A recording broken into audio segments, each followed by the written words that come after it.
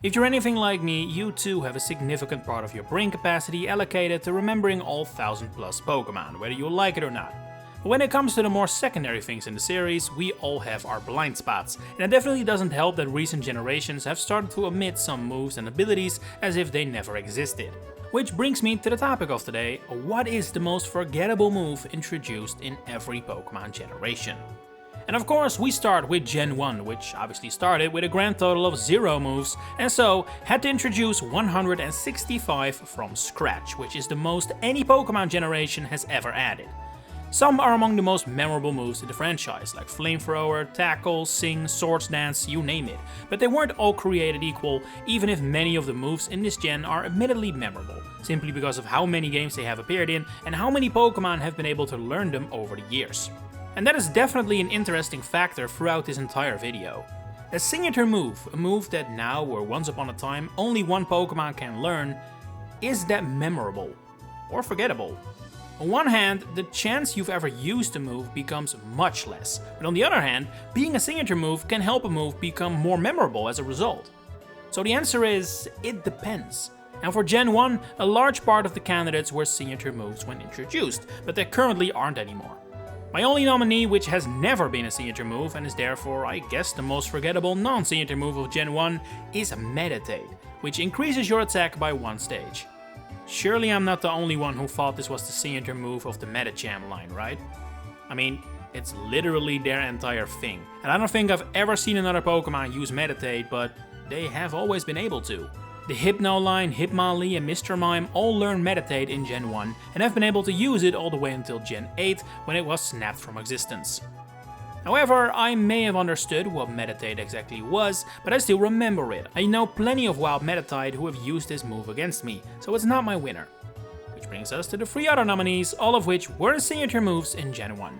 Our dishonorable bronze medalist is gonna be none other than Clam, the signature move of the Cloyster line in Gen 1.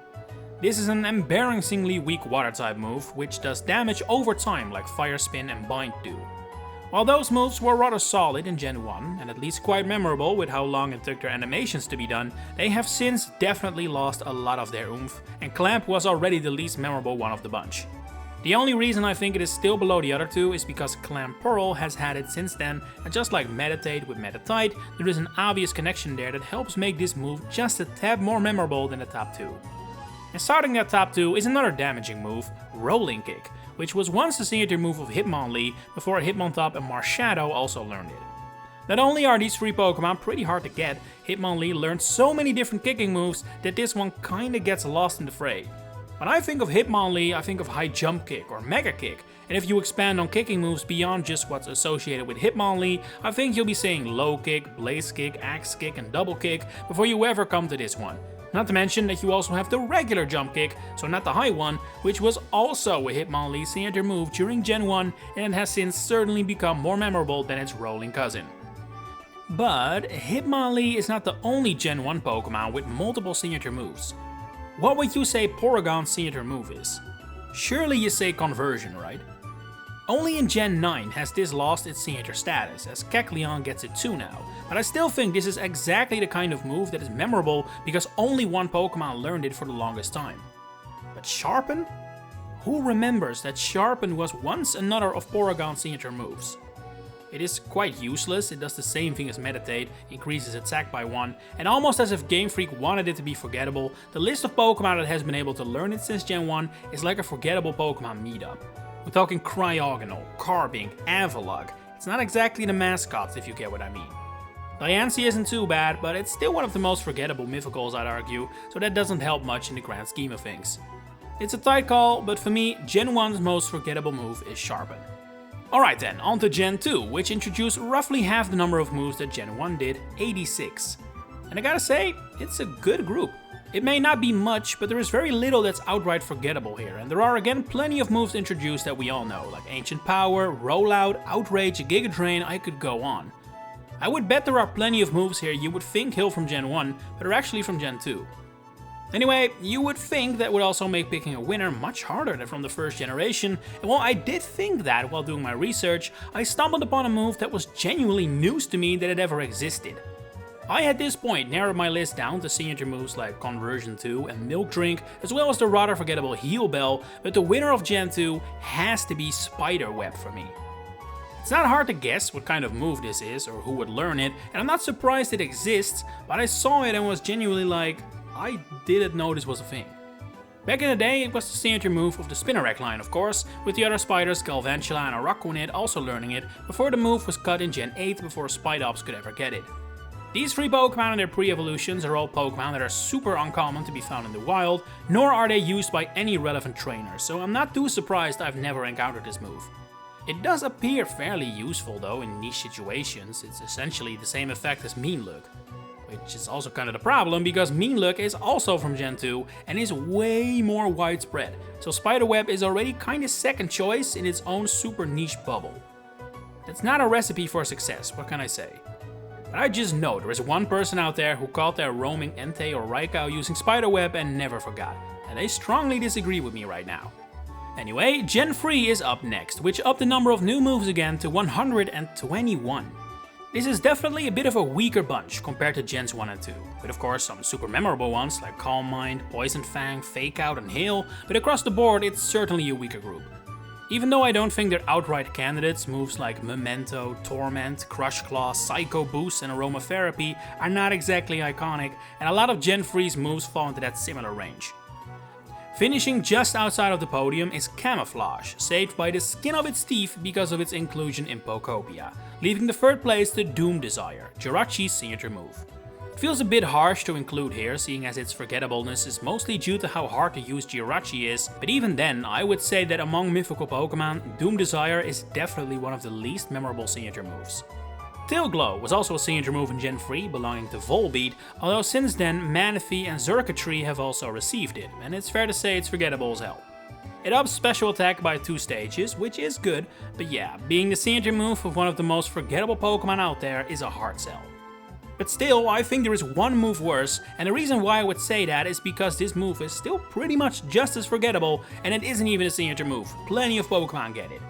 We have to reward that, and that means the title goes to none other than Grudge. This is a Ghost type move that is practically useless everywhere it can be.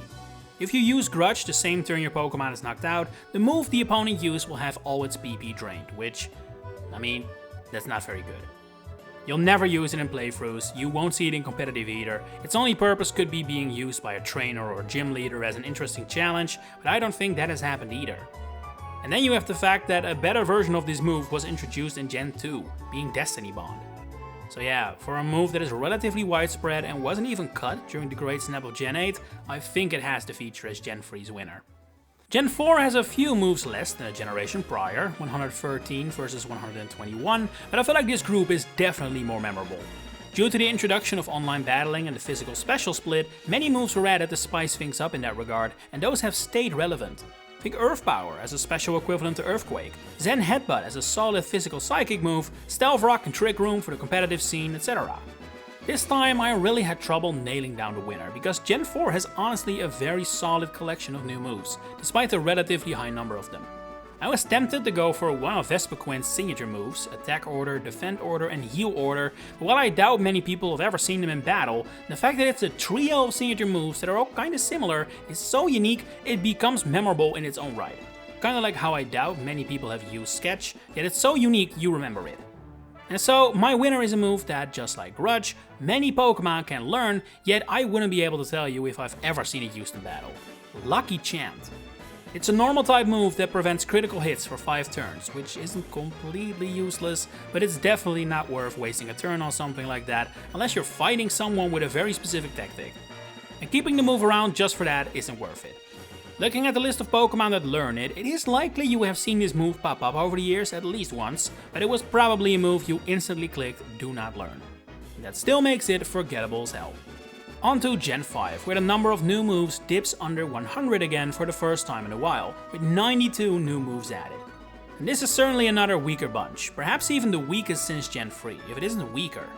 It's not all bad of course, Foul Play, Scald, Heavy Slam, Venoshock, there's plenty of well-known stuff here too, but compared to Gen 4, the average move is a lot less memorable.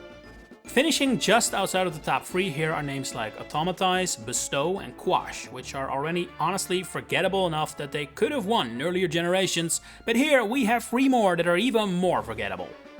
Purely based on leeway, the third place is gonna go to Rage Powder, which is a move that is learnable by a decent number of bug types and does have some competitive usage, which saves it from being the winner here.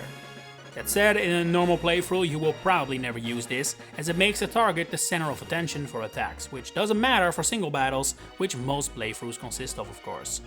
The move feels tailor-made for triple battles back in Gen 5, but they were ditched so quickly that this move has been largely forgotten.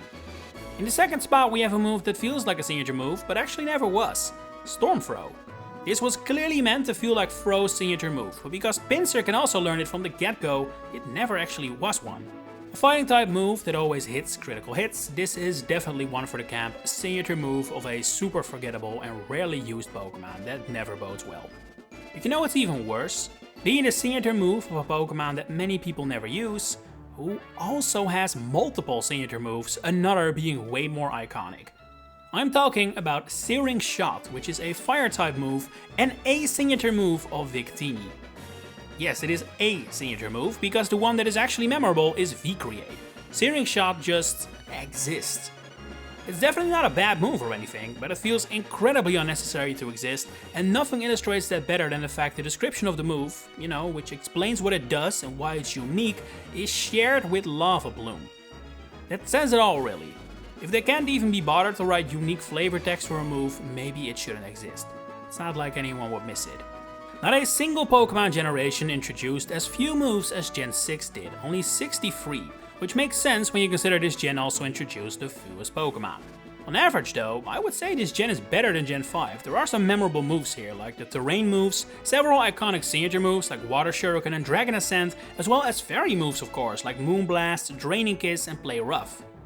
However, not everything fairy was at that level. In fact, 4 of my top 5 of most forgettable moves are fairy type. The only one that isn't, well, it's the winner. But first those 4 fairies, which can be separated into 2 teams of 2.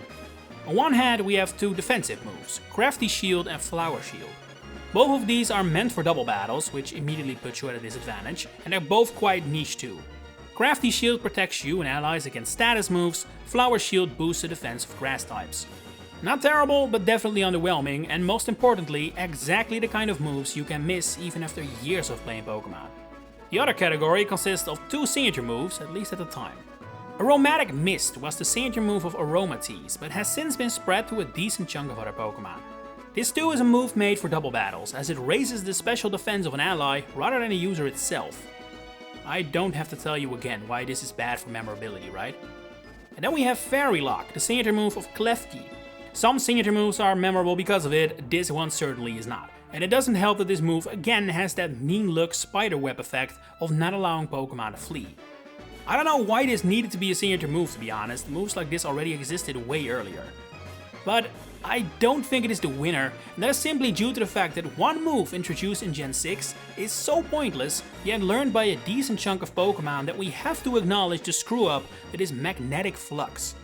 Sounds cool, absolutely, but it's completely worthless. It raises both the defense and special defense of an ally in a battle, so far so good, but only if they have the ability plus or minus, which are pretty limitedly available. So limited that introducing an entire move to work with it is absolutely not worth it. To add further insult to injury, this move is one of the few winners in this video that still exists as of Gen 9, it hasn't been cut. So if you consider how this move has several elements to it that should make it memorable, yet no one remembers this exists, it has to win out. On to Gen 7 next, which has nearly doubled the number of new moves compared to Gen 6, although it must be said that this is mostly due to Z moves, which I will not consider for this video. They're all exclusive to Alola, comparing them isn't fair. Same goes for the Pikachu and Eevee exclusive moves from the Let's Go games, which are included in the count. Excluding those, the list suddenly becomes a lot shorter and definitely shy in the iconic moves department. Leafage, Brutal Swing, Liquidation and High Horsepower are among the most memorable ones, but the vast majority of moves introduced here are signature moves, and those vary widely on how memorable they are. Something like First Impression, Accelerock or Trop Kick is fairly memorable, I think, while names like Shadow Bone or Dragon Hammer are much easier to miss, even if just the name should give you a good indication of which Pokemon they belong to. Separating between signature moves is incredibly difficult. I mean, whether Shore Up or Anchor Shot is more forgettable depends entirely on which Pokemon you've used. On paper, I'd say they're fairly equal and impossible to separate.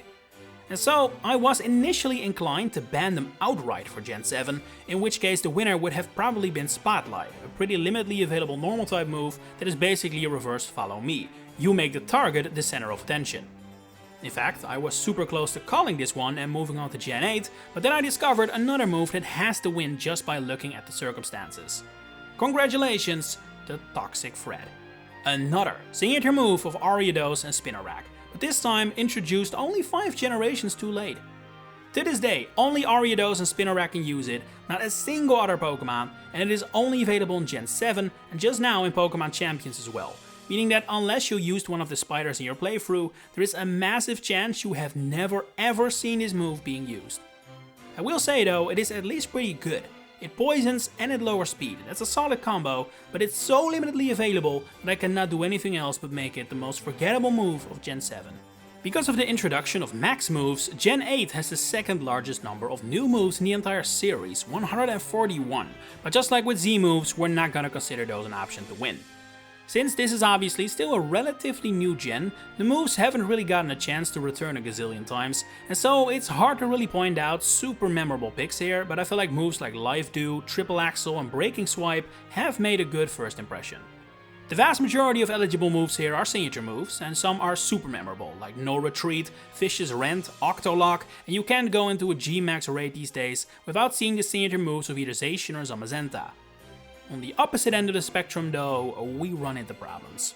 Like I said with the last gen, picking a signature move from a wave of signature moves is really hard because it largely depends on which Pokemon you've used. If you've never bought the DLC, you have no clue what a Thunderous Kick is, or maybe you bought the DLC but picked Water Urshifu, so now you have never seen Wicked Blow. It's all possible. And then you also have the Hisui Pokemon to factor in, who were introduced in a game that doesn't even focus on battling, so you may not remember having seen Mountain Gale, the signature move of Hisui and Avalok, even once.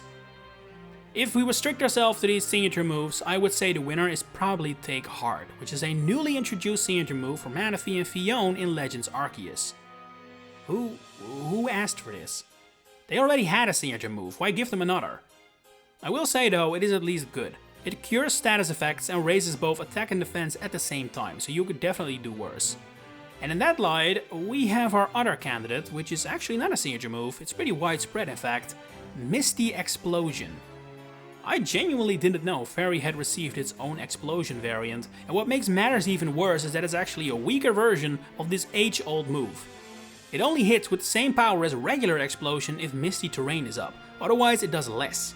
So not only does that instantly make it completely unviable in competitive scenes, you're also not likely to use this in a playthrough either, for obvious reasons. It does have a long list of Pokemon who can learn it, so you might have seen it during a level up here and there, unlike Take Heart, but like we did before, we gotta reward how forgettable Misty Explosion is, despite being widespread. And finally, Gen 9, which introduced 71 new moves, which doesn't sound like a lot, but at least all of these are actually eligible, unlike Gen 7 and 8's much higher number. That said, like 90% of the moves introduced in this generation are signature moves, and the ones that aren't are fairly memorable, like Trailblaze, Ice Spinner, that kind of work. Probably the least memorable of this bunch are Upper Hand and Comeuppance, but I could definitely see those being used online in some circles, and Upper Hand is so widespread that it's likely you've encountered it at least once, provided you bought the DLC that introduced it. So yeah, a tough pick this one, especially since it's so new, but I'm gonna go with Chilly Reception, which is another signature move, but unlike many of the others, I feel more confident in saying you have never seen this. Look, I don't know what your teams look like while playing through Paldea and which new Pokemon you gravitated towards, but I do think it's likely many players gravitated towards the new picks. I don't think you're likely to use good old Slowking again, and that is who Chilly Reception is the signature move of. Now, it does have the, at the moment, pretty unique effect of causing snow on the battlefield, but assuming you even remember that exists, I think you're way more likely to associate it with the move Snowscape or the ability Snow Warning. I will say though, if you've read the description, you might remember it, because it's quite humorous. The user tells a chillingly bad joke before switching places with a teammate. It's fairly memorable. But you can remember something you've never even seen, and that is definitely the category Chilly Reception belongs in, and that makes it my final winner for this video. But what do you think the most forgettable moves in Pokemon are? Could you remember any of my picks? share it in the comments below. If you enjoyed this video, please consider giving it a like, subscribing. If you're also interested in either the Mario or Fire Emblem series, you may want to check out my other channels, Pichupedia and Nagapedia. Links are in the description. For now, thanks for watching and enjoy the rest of your day.